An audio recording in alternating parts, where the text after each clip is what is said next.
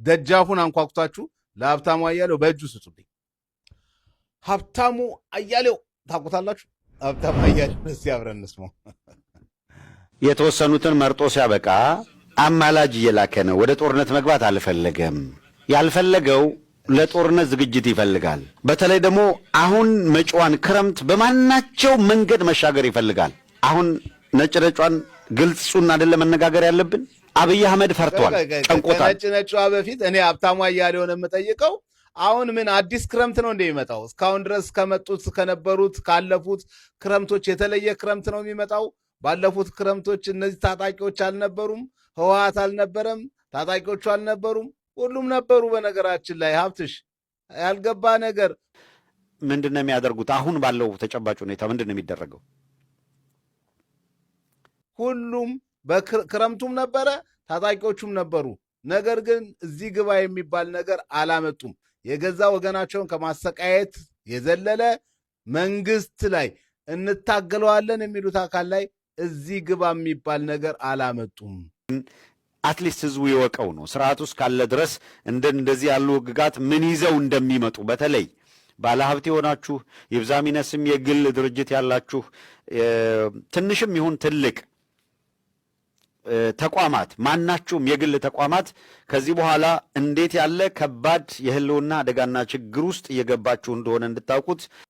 ጠቅላይ ሚኒስትሩ ሲዋጉ ጨካኝ፣ እርኩስ፣ ምህረት የለሽ ምናምን ትሏቸዋላችሁ። ሲዋጉ ብለው ሲለምኑ አረ ግድ የለም እንስማማ እንታረቅ ብለው ሲሉ ደግሞ ፈሩ ትላላችሁ። አረ ተው ጎበዝ፣ አረ ተው እንደው እንደሚሆን ያዙት እንዴ። እነሱ ተረኛ ስለሆኑና ከላይ እስከታች መስመር ሰርተው ባለጊዜነትን በፈለጉት መንገድ ኤክሰርሳይዝ እያደረጉ ስለሆነ የሚፈልጉትን ባለ ሀብት ባንኩን ስንት ነው ከላይ ያለው ብለው ከባንክ ይጠይቃሉ፣ ይነገራቸዋል ያለ አዋጅ። ከሁሉ በላይ ሀብታሙ አያሌውም ሆናችሁ ሌሎች ሰዎች የማትዋጉበትን ጦርነት አትቀስቅሱ። ክረምት ሆነ በጋ ሆነ ተራራ ሆነ ሜዳ ሆነ ጦርነት ግባ ግባ ብለህ ትቀሰቅሳለህ እንጂ በዚህ ጦርነት ላይ አንተም ሆንክ አንተ የምታውቃቸው ሰዎች እንኳን አይሳተፉም። እና እባካችሁን ጦርነት አትቀስቅሱ፣ እባካችሁን በሰላም ነው የሚሻለው የሚለውን ነገር ለመናገር ወዳለሁ። ዓለም አቀፍ የሰብአዊ መብት ተሟጋች ድርጅቱ ዛሬ ባወጣው መግለጫ የደብረ ጽዮን ቡድንን ህወሓትን እየወሰደ ያለው እርምጃ አስመልክቶ አሳሳቢ መሆኑን እና ዝርዝር ነገሮች የያዘ መግለጫ ወጥቷል። በዋናነት እነ ደብረ ጽዮን እርምጃቸውን እንዲያቋርጡ የአውሮፓ፣ አሜሪካ ህብረት፣ የአፍሪካ ህብረት እና ሌሎች ዓለም አቀፍ አካላት ጫና እንዲያሳድሩ፣ ይሄ እርምጃ ካልተቋረጠ ከፍተኛ የሰብአዊ መብት ጥሰትና የጦር ወንጀል እንደሆነ የሚያመላክት ነው። አቶ ጌታቸው ረዳን እንስማቸው። ከሰፈር በተለቀመ ጥይት ገጥሜ ሰውም እያለቀ በሂውማን ዌቭ ታክቲክስ በሰው ማዕበል ዘመቻ መንግስት ቀየራለሁ ብሎ የሚያምን ከስህተቱ በተደጋጋሚ ሳይማር አሁንም ሌላ ስህተት ለመፈጸም የኔ ነው ሞኖፖሊ ብሎ የሚያምን ሊደርሺፕ ነው። ይሄ ህግ የምትለው ህግ አንደኛ እንደዚህ አይነት ህግ የማውጣት ስልጣን የለውም ሲጀመር ካሰብከው። ለምሳሌ የብልጽግና መንግስት የሾማቸው ሰዎች እስከ ሞት ይፈረድባቸዋል ይላልኩ መሰለኝ እስከ እድሜ ልክ ሶኒ አሁን በቴክኒካሊ እድሜ ልክ እንትን አለብኝ ማለት ነው። አሁን እሱ ሲያረጉት እና ያለን እሱ አይደለም ምን ያክል የድንቁርና ደረጃ ላይ እንዳሉ ብቻ ነው የሚያሳይህ ነው። እነዚህ ሰዎች ህግ አራዊት የሚባለው ነው ያወጡት። ህግ አራዊት ነው። ሰው እንዴት አስቧል? ለምሳሌ አስገድጄ ልመልምልህ ስለው ሬዚስት ካረገ 50,000 ብር አስከፍየው ቀጥቼው እንደገና አስገድጄ ስልጣን አስገባዋለሁ። ለነሱ የትል ህይወት ማለት ነው፣ የወጣት ህይወት ደንታቸው አለ። እየሰሩት ያሉት የስነልቦና ስብራት ምናምን አይደለም እያስከተለ ያለው በትግራይ ህዝብ ላይ ህልውና አደጋ ነው። በአሁኑ ሰዓት የትግራይ ወጣት በግዳጅ መሰለፍ አልፈልግም የሚለው ህይወቱን ሪስክ እያደረገ ጥይት ተኮሰበትም ጭምር ወደ አፋር ወይ ሌሎች አካባቢዎች የሚገባበት ሁኔታ ነው።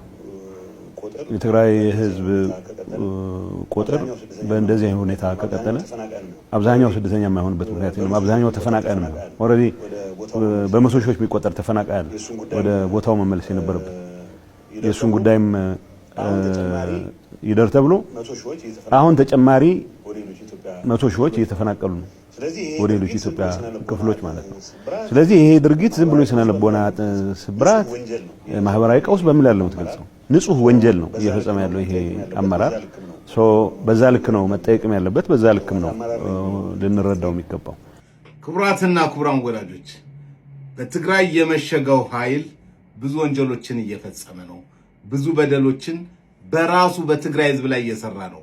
በነገራችን ላይ ይሄ ኃይል ከዚህ ቀደም ኢህአዴግ በነበረ ጊዜ በኢህአዴግ ውስጥ የበላይነቱን ወስዶ በመላው ኢትዮጵያውያን ላይ መከራ ሲያደርስ የነበረ ነው። በሂውማን ራይትስ ዋች መሰረት በትግራይ ከፍተኛ የፍርሃት ድባብ ተፈጥሯል ነው የሚለው። አንደኛ በትግራይ ማህበረሰብ ውስጥ ጥልቅ የሆነ የፍርሃት ድባብ ተመልክቻለሁ ነው የሚለው። ተጠቅሳለሁ። የትግራይ ባለስልጣናት የትግራይ ወጣቶችን ልጆችን በግዳጅ ወደ ኃይላቸው ለማስገባት የሚያካሂዱት ዘመቻ በክልሉ ውስጥ ከፍተኛ የፍርሃት ድባብ እንዲፈጠር አድርጓል። አቶ ጌታቸው ከዚህ ቡድን ተለይተዋል። መለየት ብቻ አይደለም እየታገሉት ነው። ይበርቱ አቶ ጌታቸው፣ እኛም እናግዛቸው። የትግራይ ኃይሎችና ባለስልጣናት አፍነው እየወሰዷቸው ያሉት ከመንገድ ላይ በምሽት የቤት ለቤት ፍተሻ፣ በስራ ቦታ፣ በወርቅ ቁፋሮ ቦታ፣ በገበያ ቦታዎች ወዘተ የሚወስዷቸው ወጣቶች ማህበረሰቡን ወደ ከፍተኛ የፍርሃት ድባብ እንዲከቱት አድርገዋል ነው። እንግዲህ የግዳጅ ምልመላው የሚካሄድባቸው ቦታዎች በአብዛኛው ከዚህ በፊት ያነሳነው ነው። በመንገድ ላይ ይካሄዳል። አሁን ሂውማን ራይትስ ዋች እንዳደረገው በምሽት የቤት ለቤት ፍተሻ ሌሊት እየገቡ ይወስዳሉ። በስራ ቦታ ከስራ ቦታም እየለቀሙ ይወስዳሉ። እንግዲህ ከስራ ቦታ ለቅመ ከወሰድክ ስራ የሚባል ነገር እንዳይኖር ነው ማለት ነው። ከቢሮክራሲው ለቅመው ይወስዳሉ፣ ከተቋማት ለቅመው ይወስዳሉ፣ ከግል መስሪያ ቤቶች ለቅመው ይወስዳሉ። በወርቅ ቁፋሮ ቦታዎች ላይ ይሄ ከዚህ በፊትም በሌሎች ሪፖርቶች የተጠቀሰ ነው። በገበያ ቦታዎች ላይ በመሳሰሉት ያገኙትን ወጣት አፈሳ ይፈጽማሉ ነው የሚለው። አትሊስት በቋንቋ ደረጃ ህዝባችንን ለማዳን ነው የምንታገለው ምናምን አይደለም። ስለዚህ ወጣት አስገድዶ ሰራዊት ውስጥ ሊያሰልፍ ሲሞክር ድርጅቱን ለማዳን ነው የሚለው። ድሮ ቢሆን ወጣቱ ነፃነቱን በደንብ ስላልተረዳው አስገድደን ነፃ እናደርገዋለን እያሉ ነው ያሉት ማለት ነው። እየሰሩት ያሉት የስነ ልቦና ስብራት ምናምን አይደለም እያስከተለ ያለው በትግራይ ህዝብ ላይ ህልውና አደጋ ነው። በአሁኑ ሰዓት የትግራይ ወጣት በግዳጅ መሰለፍ አልፈልግም የሚለው ህይወቱን ሪስክ እያደረገ ጥይት ተኮስበትም ጭምር ወደ አፋር ወይ ሌሎች አካባቢዎች የሚገባበት ሁኔታ ነው። የትግራይ ህዝብ ቁጥር በእንደዚህ ሁኔታ ከቀጠለ አብዛኛው ስደተኛ የማይሆንበት ምክንያት የለም። አብዛኛው ተፈናቃይ ነው። ኦልሬዲ በመቶ ሺዎች የሚቆጠር ተፈናቃይ ወደ ቦታው መመለስ የነበረበት የሱን ጉዳይም ይደር ተብሎ አሁን ተጨማሪ 100 ሺዎች እየተፈናቀሉ ነው። ስለዚህ ይሄ መልእክት አድርሱልኝ። ደጃፉን አንኳኩታችሁ ለሀብታሙ አያሌው በእጁ ስጡልኝ። አሁን ሞር ህጋዊ ቅርጽ አስይዘነዋል ነው እያሉ ያሉት። ስለዚህ የሆነ ባለ ሀብት ምን ያህል ገንዘብ አለው፣ ምን ያህል ድርጅት አለው፣ ምን ያህል ምናምን አለው፣ የመንግስት ተቋም ወይም የደህንነት ተቋም ወይ ምናምን ሳይሆን ማንኛውም መረጃ የሚፈልግ ሰው ብለው አስቀምጠውታል። ስለዚህ ነገ 3 ጋቸና ሲርና ወይም 3 ኮረኔ ገኛ ይመጣልህና መረጃ ፈላጊ ነኝ ነው የሚለው። ማንኛውም ጋዜጠኛ መረጃ ፈላጊ ነው የሚለው። ይመጣሉ፣ ይሄንን ሰነድ አምጣ ይላሉ። እያንዳንዱ ባለሀብት ምን ያህል ገንዘብ አለው፣ ምን ያህል ሪሶርስ አለው፣ የት ቦታ ምን አለው የሚለውን ወስደው በፈለጉት መንገድ ኦፕሬሽን እንዲሰሩ ከዚህ በኋላ ደህንነት መስሪያ ቤት እየደወሉ ፌዴራል ፖሊስ እየደወሉ ወዘተረፈ ኮኔክሽን ማስፈቀድ አይጠበቅባቸውም። ቀጥታ ይመጣልሃል 3-4 ሆኖ ማንኛ ያልታጠቀ ዩኒፎርም ያለበሰ ምናምን አካል ስላንተ መውሰድ የምፈልጋቸው ነገሮች አሉ ታመጣል ይላል። እዚህ ሀገር የፐብሊክ ኢንተረስት አለባቸው የሚባሉ ነን ፕሮፊት ሆነው የሚደራጁ አካላት ነን ፕሮፊት በህወሓት ከፍተኛ የሰብአዊ መብት ጥሰትና የጦር ወንጀል እየተፈጸመ ነው። ሁለተኛው ዛሬ በጣም በሰፊው እያነጋገር ያለው ይሄ ድርጊት ሄዶ የከፍተኛ የሰብአዊ መብት ጥሰት የሚያመጣ ሄዶ የጦር ወንጀል የሚያመጣ ነው የሚለው። የተከበሩ ጠቅላይ ሚኒስትር፣ ይህች ሀገር የሁላችንም ቤት መኖሪያችን፣ ማንም የበኩር ልጅ ማንም የእንጀራ ልጅ መሆን የለበትም። እርስዎም በዚህ ያምናሉ። ነገር ግን ዛሬ አንዱ የሚኖርባት ሌላው የሚያናኖርባት ኑሮ ዘይቤው የተለያየባት ሀገር ሆናለች። በተለይ ሲቪል ሰርቪሱ ወይም በሲቪል ሰርቪስ ተቀጣሪው የሚኖር አኗኗር እጅግ አስከፊ ነው። በዋጋ ግሽበት፣ በገበያ ለመረጋጋት፣ በቤት ኪራይና ትራንስፖርት አቅሉን አስተው ብቻውን ሲናገር የሚጓዘው ህዝብ ቢሮ ገብቶ እንዴት ውጤታማ ስራ ሊሰራ ይችላል? ከደሞዙ 35% ግብር፣ 7% ጡረታ በድምሩ 42% ይቆረጣል። 58% ደሞዙ ላይ በእያንዳንዱ በሚሸምተው ሸቀጥ 15% ቫት ይቆረጣል። ትራንዛክሽን ላይ ንግድ ባንክ ለሰርቪስ እና ቫት እያለ ሌሎችም የማይታወቁ ተቆራጮች ይቆርጣል።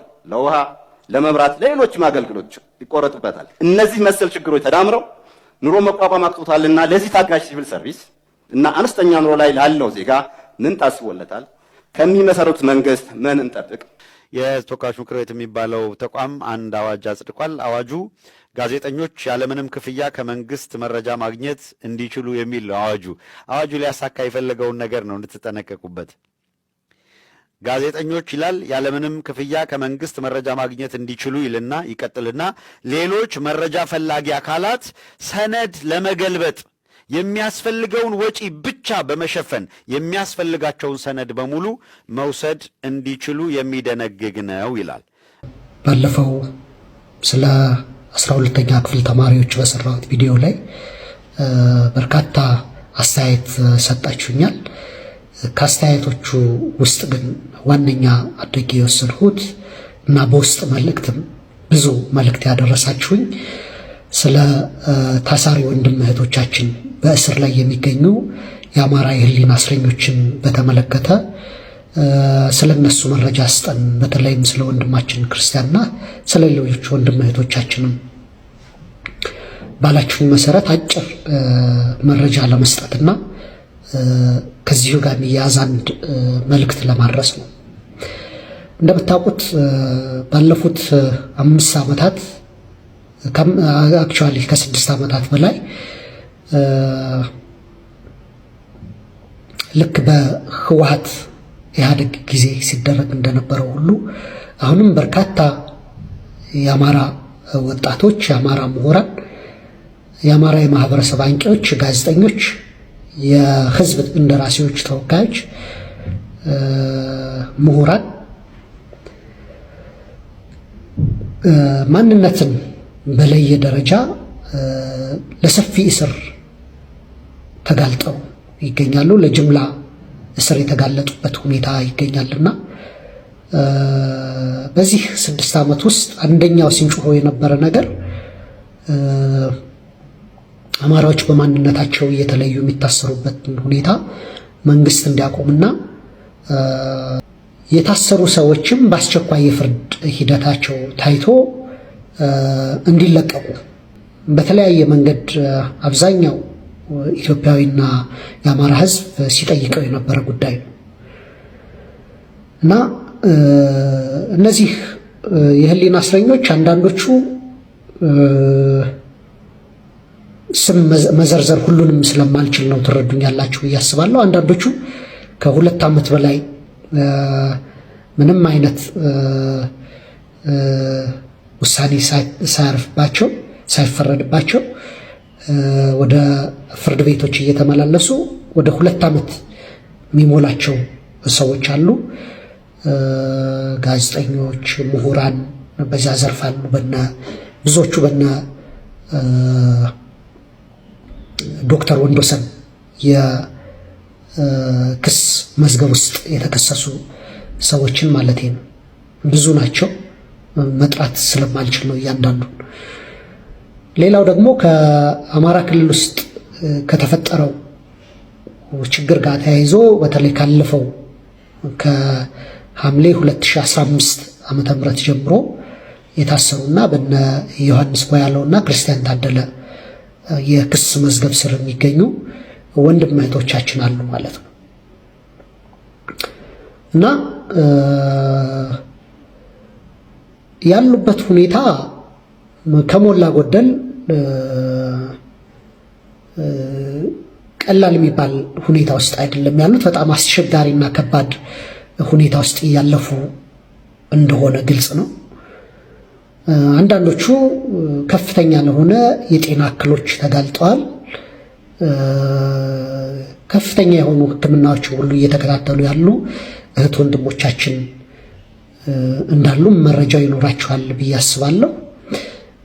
ለከፍተኛ እንግልትና ስቃይ ተጋልጸዋል። ከነሱ ለከፍተኛ እንግልትና ስቃይ መጋለጥ በላይ ግን ብዙዎቹ ትዳር አላቸው፣ ቤተሰብ አላቸው፣ ልጆች አላቸው። የብዙዎቹ የታሰሩ ወንድም እህቶቻችን ገቢያቸው ተቋርጧል እና እንግዲህ ቤተሰቦቻቸው ማንም የሚረዳቸው ሰው የለም ማለት ነው እኛ ካልደገፍናቸው። በነገራችን ላይ ዶክተር ደሳለኝ ጫኔ ዛሬ ጥያቄ ንግግር ሲያደርጉ በጣም ደስ ያለኝ ነገር ምን ያክል መደመርን እንደበሉት ነው። እውነቴን ነው። በጣም ደስ ያለኝ ስለ ሚዛናዊነት፣ ስለ ክልል ኢምፓወርመንት እና ስለ ሀገር ዩኒቲ ኮሪደር ላይ ብቻ ሳይሆን ዳይቨርሲፋይድ ኢኮኖሚ ስለመገንባት በጣም ትላልቅ ቁም ነገሮች አንስተዋል። ሙሉ በሙሉ የመደመር መንግስት ተሳቢዎች ማለት ነው። ይሄ በነበረን ቆይታ አንዱ ከአንዱ ሀሳብ ተወራርሰዋል ማለት ነው። ሀሳባቸው ሲሰነዝሩ ኮሪደር ብቻ መሆን የለበትም ማዳበሪያ ፋብሪካም አሉ፣ መሆን የለበትም ግድብም አሉ። ስለዚህ አቋማችን በብዙ ጉዳይ እየተቀራረበ ስለመጣ በጋራ የምንሰራበትን ነገር ብናሰፋ ጥሩ ነው ለማለት ብዬ ነው።